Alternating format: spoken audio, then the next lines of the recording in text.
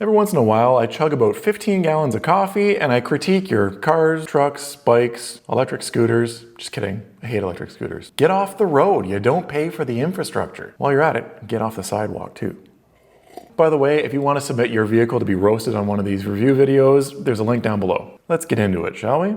Recently, I got an email from a guy who is trying to make his car look its best. He sent me a few pictures of it and said that from 2 meters away, it looks pretty good. So this is the car in question. Respectfully, I don't mean anything mean by this, but I'm gonna assume that this is considered like a daily driver, not necessarily like a show car. His main question was, this is the current state, it looks pretty good, should I try to make it perfect? Should I aim for flawless? And from this picture, it already looks really good, right? But when you zoom in and you can see, yeah, we do have some swirl marks in the paint here. And you can see in this picture as well, you have to really zoom in and really see, yeah, there are some swirl marks here. You can see it in the sun. The question here is, do we try to make this car perfect? And I say, trying to make this car perfect would be a colossal waste of time if it's being used as a daily driver and not some low mileage show car. Mainly for two reasons. Number one, it's probably not possible to get it perfect in the first place. If you think about it, even the best detailers in the world are very rarely getting cars to 100% flawless.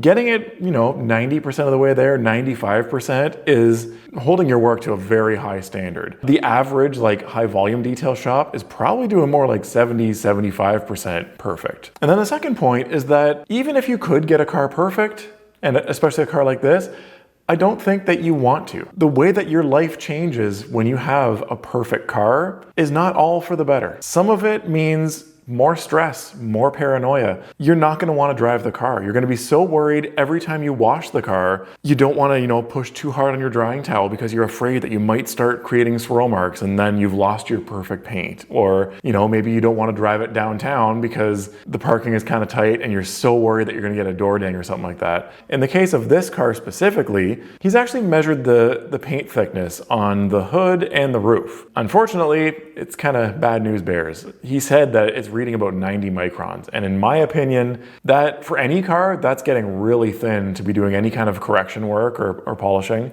Unless you are a very experienced paint correction tech, I would not recommend taking a machine polisher to a car that's reading under 100 microns. The margin of error is just so slim there, it's not worth it. You have to think, even if you make it through this, polishing process, how long is that paint gonna last now?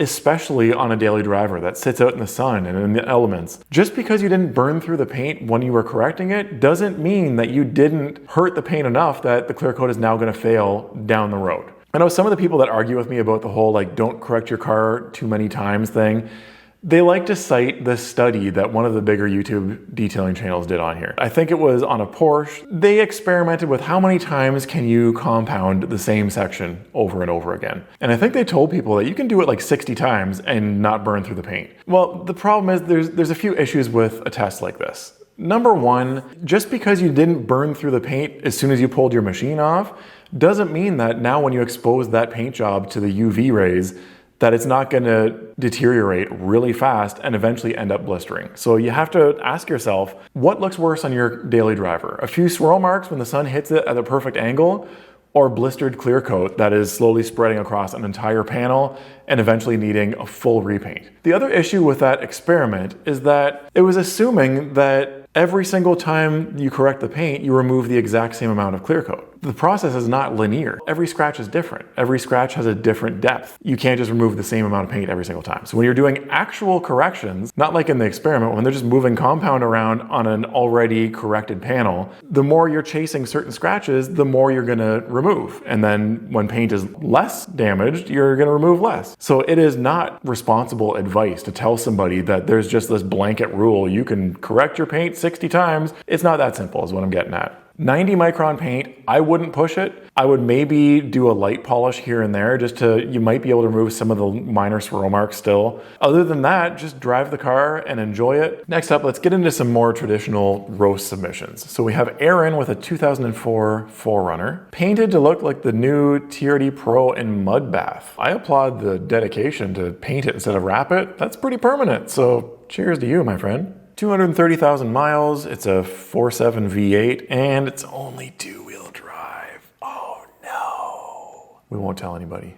will we? We might tell somebody. Let's take a look at this thing. It's a little bit much for me personally. I think the execution here, I gotta hand it to you.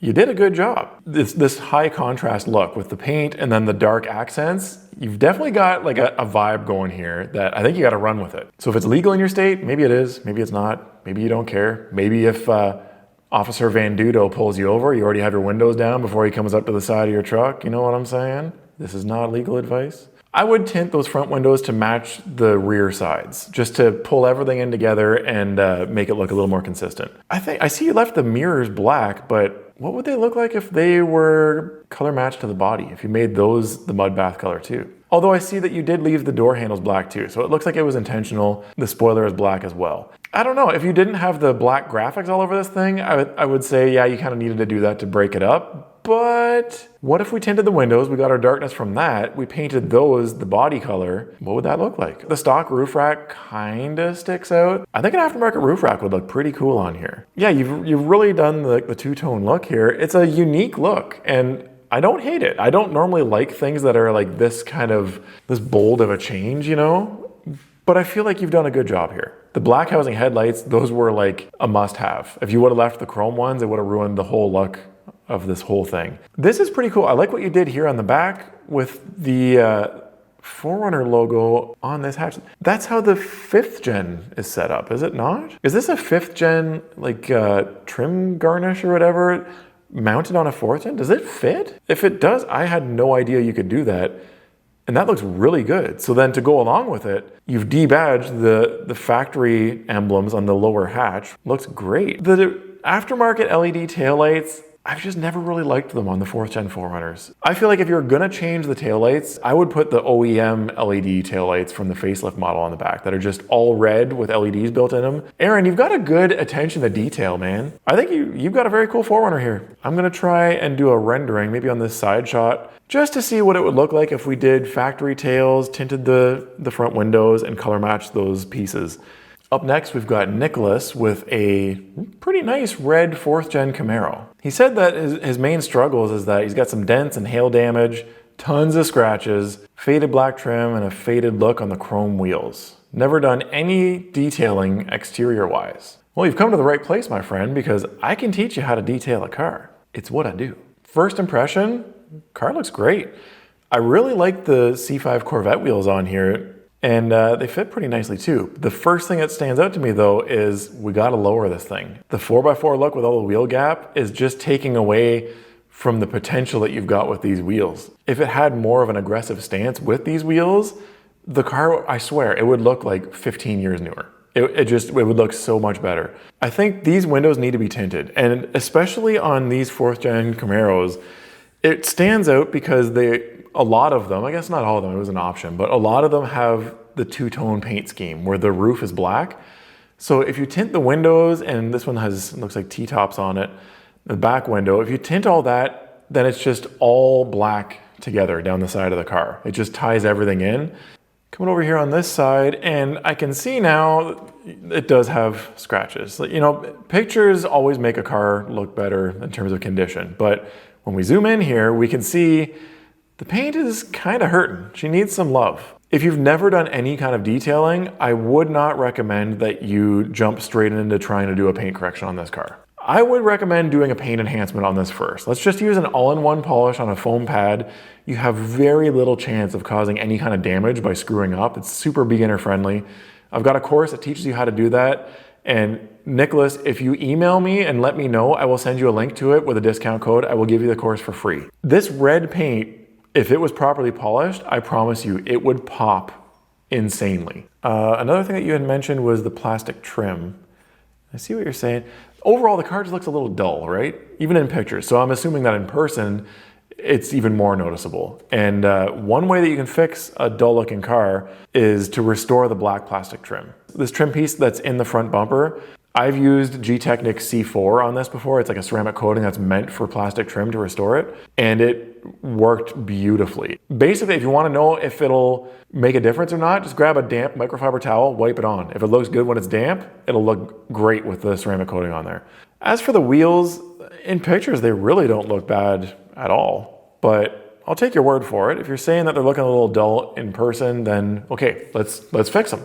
If they're in good condition and the chrome is not like super pitted and it has like structural damage to it, or the chrome is bubbling or flaking off or something, you can bring them back. I actually have a chrome polishing lesson in my upcoming detailing mentorship, but little spoiler alert, sneak preview, grab some 4/0 steel wool, a paint compound, and do it by hand with a steel wool. Follow up with polishing either with a machine or with just a microfiber towel on your hand. It'll make a night and day difference. Let's do a quick rendering with the changes that I talked about. Lower the ride height a little bit, tint the windows, maybe polish the paint. This is what your car could look like with those adjustments, and just give it a really good deep detail. Up next, we've got Evan with a Lexus GS430. Great cars, by the way. My buddy's got one. With the right exhaust, they sound so good. Well, so this picture, I can't really see much. Would you take this picture with a flip phone? Holy cow. Okay, that's not gonna help us much. And we got this one. I hope she gave you permission to share this on the internet. And okay, so we've got something to work with here. Nice car, man. With the wheels, I actually like them. They kind of remind me of the Work Emotion, what are they, CR Kais or something, with those skinny spokes. I think it's a good look. I think the style matches the car. My only thing is, I'm not sure if it's a ride height issue or a tire size issue. These rear tires look like they're kind of stretched, maybe a little bit too much for this ride height. You've got a decent gap here still, so you shouldn't have to run that skinny of a tire. Front fitment looks pretty good. In this picture, we can see it again. We kind of have some rubber bands on these rear tires. So I would either lower the car more or go with a taller tire on the back. Looks like the Tesla parked a little close beside you here, but hopefully they didn't give you a door ding. Headlights they're not yellow, but they do look a little cloudy. I'm gonna guess that maybe you've tried restoring them once already, and maybe you just used one of those kits or something from the parts store. If you're gonna keep these, I would maybe hit them a little harder, go a little bit more aggressive with the wet sanding, and then make sure that you polish everything back out. Planning on getting clear taillights. I would advise against that. I feel like the factory red ones on your white paint look good the way it is. You can do a paint correction on your taillights. I've done that in some of my other videos on here. You can compound and polish your taillights and get the swirl marks and like the oxidation out of them, and they will look really good. I would maybe tint the windows. I'm not a fan of the fishbowl look, but I understand if you don't like it, if you want to keep it this way, I get it. It looks like it's overall in decent condition. You mentioned something about putting a lip kit on it. I think I would, at least for sure on the front bumper. I would do something a little bit more aggressive here, because when these GSs were new, they were kind of grandpa cars. And it wasn't until a few years later that when enthusiasts got their hands on them and found out, like, wait a minute, you put a loud exhaust on a V8 Lexus and it actually goes pretty good, sounds really good, and now there's some aftermarket parts for them, that's when they became cool. Body styling wise, they were very subdued, very round, very bland. It makes sense because that's who the target buyers were. That's what they wanted. But now you can get away with going a little bit more aggressive with it. And I think at least doing a front lip, sometimes the side skirts can kind of backfire on you and they make it look a little funky on cars like this. So it really depends on the style and the design of the side skirt. If you're gonna do front and sides, I would do something with the back too, just to make sure that it's consistent right around the whole car. This is what it could look like if you make the changes that I think make sense. Next up, we've got something a little different than the typical roast submission here, because Nigel emailed me and he's starting a detailing business. And so for right now, he's just focused on doing like friends and family cars at his house. So he's just asking for my advice on his website, his YouTube channel, stuff like that. First of all, you got to do it right. You've got a free Wix site right now, so you don't even have your own website address. You need to get avrautodetailing.com or something to that effect. It would be a good idea to get something with detailing or auto detailing in the domain name. It's what's known as an exact match domain. And there's reason to believe that Google still prefers that. And in terms of your website, you want to get Google's attention. So an exact match domain on a site that you've actually paid for with your own hosting, then you can use a professional email with your domain on it too. So you can have like Nigel@avrautodetailing.com or something like that. It makes you look a lot more professional. Don't use stock images. Get some real pictures. Like get somebody, your friend, your spouse, somebody to follow you around while you're detailing a car and just snap a bunch of pictures. It can even just be on your phone. Like modern phones take decent pictures. Make sure that you focus on people's pain points. What is their problem? Are they up all night thinking about, oh, how should I detail my car? Or are they up all night thinking, I'm embarrassed of how my car looks and I gotta go to that wedding on the weekend? Focus on the problems that they're experiencing and then just let them know that you've got the solution. All you gotta do is hire Nigel and he'll fix all of these problems for you. Now, one thing that I wanna check, we're gonna open another window here. It says that you are in Crawley, West Sussex. Okay, let's go to Google and let's type in auto detailing, Crawley, and maybe we'll mention West Sussex as well. Now, I want to see if you show up in any of the Google search results, because otherwise your website is not doing anything for you. I don't see AVR here. We got a Facebook page. Yikes, you should be able to outrank that. So this might be because of the Wix website that it's not being picked up by Google at all. So if Google doesn't even know that your site exists, you need to set that up. We're on page 2, and at this point, if you're on the second page of the Google search results, you may as well be on the 100th page because nobody clicks onto the next page. Now, let's jump over to your YouTube. This looks like the most recent car that you've detailed. Let's watch this and see. What do we got? So this is the transformation. This is great. But first thing that I noticed was that you're not talking to the camera. You're not showing your face. You're not interacting with your potential customers. Halfway through a 4-minute video here and you're still showing the before shot. What are we doing here, man? Let's see you actually working on this car. We're still just walking around this dirty car. Where is the after shot? Wait a minute. Are you serious? That's it? Nigel, dude, you never finished the car. I have no idea if you can actually detail a car or not. You haven't shown me the end result. Okay, so maybe that's part 1. That was 6 months ago, and there's no part 2. You left us hanging, brother. So guys, that's gonna wrap up this video. If you wanna submit your vehicle to be critiqued or roasted or reviewed, depending on what kind of mood I'm in, there's a link down below. Also, you can sign up for Less Dirty in 30 if you don't want me to make fun of your car publicly. You can anonymously just learn from a free email every day for 30 days, some kind of a helpful detailing tip. And if you want to see an example of the polishing process that I would use on that red Camaro, watch this video next. By the way, I sold the Tacoma.